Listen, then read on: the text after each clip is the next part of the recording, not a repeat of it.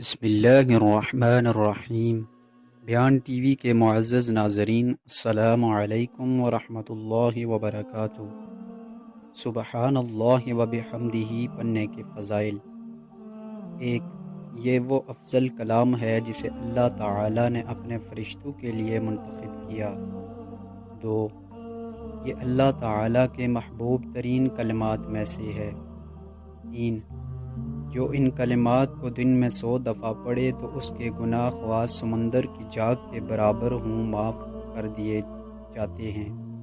چار، جو 100 مرتبہ صبح اور 100 مرتبہ شام یہ کلمات کہے تو قیامت کے دن اس کے برابر کسی کے اعمال نہیں ہوں گے سوائے اس شخص کے جس نے اتنی مرتبہ یا زیادہ مرتبہ اسے پڑھا ہوگا۔ پانچ، یہ ان کلمات میں سے ہے جو اللہ کے محبوب زبان پر ہلکے اور روز قیامت میزان میں باری ہوں گے۔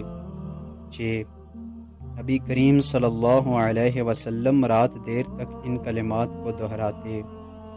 7، یہ الفاظ تسبیح ہے اور جو 100 دفعہ اللہ تعالی کی تسبیح کرے تو اس کے 1000 نیکیاں لکھی جاتی ہیں اور 1000 گناہ معاف ہو جاتے ہیں۔ جزاک اللہ خیرا۔ السلام علیکم ورحمۃ اللہ وبرکاتہ۔